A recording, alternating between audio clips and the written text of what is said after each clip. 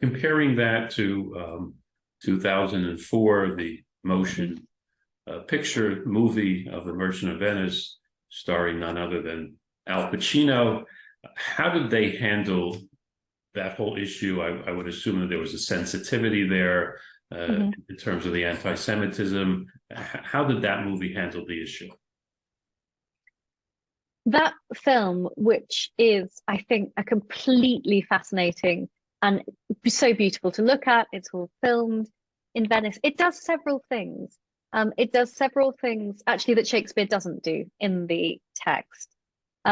One of the things in Shakespeare's text that Shylock alleges about Antonio, the merchant of Venice, is that Antonio has spat at him because he's Jewish. And in the film, we see that. We see Jeremy Irons as Antonio spit really viciously and disgustingly at Shylock. And that is very early on.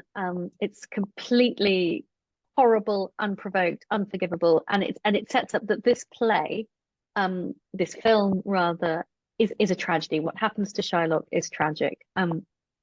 It's built around the incredibly bravura, moving, landmark performance by Al Pacino as Shylock. It also gives us something Shakespeare doesn't, which is an historically accurate picture of the oppression of Jewish people in 16th century Venice. Now, Shakespeare doesn't really know a lot about Venice. He's got a kind of first page of the travel guide idea of what Venice is like.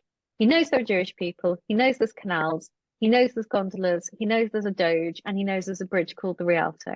What he doesn't seem to know, because he never mentions it, is that Jews live in a ghetto in Venice at this time, that they have to dress in certain ways, that they're locked in at night. He doesn't know any of this, or he would mention it. But the film really emphasizes the degree to which Jews are a spatially, financially, ethnically, religiously oppressed class. Something else the film does is in how it handles Portia. So Portia in Shakespeare's play is the heroine, the Christian heroine, who disguises herself as a lawyer in the trial scene to defeat Shylock. Shylock has lent some money to Antonio to help Bassanio go and woo Portia, and he says that as a forfeit, he wants a pound of Antonio's flesh. Everyone treats this as a joke, but then Antonio can't pay, and Shylock's like, right, pound of flesh time. And Portia is the girl disguised as a boy lawyer who defeats Shylock in court.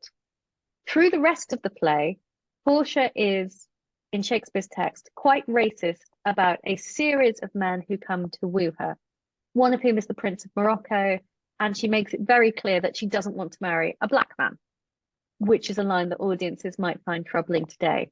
And the film, to really focus in on the anti-Semitism, cuts all the ways in which Portia is offensive about people from different identities.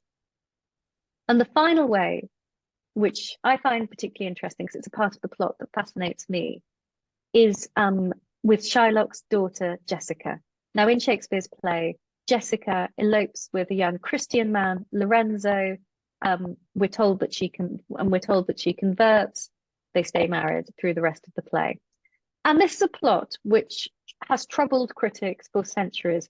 It's troubled critics who were themselves not sympathetic to Shylock because it shows a girl disobeying and disowning her father. And as I mentioned earlier, Jessica is the character who exchanges her father's turquoise ring for a monkey. And this has always really bothered critics.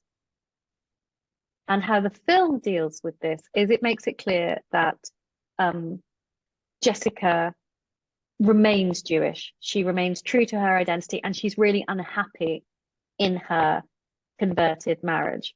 And the final moments of the film, after Shylock has slunk away a really broken and defeated man who's going to be forced to convert to Christianity, is we see Jessica at the edge of the Venetian lagoon, alone, miserable, and she's got the turquoise ring on her hand. And it's kind of symbolic of the fact that, you know, she's not the callous daughter who's abandoned her father and her fate. Actually, she's kind of trapped. And so it's not just a tragedy for Shylock, it's also a tragedy for Jessica.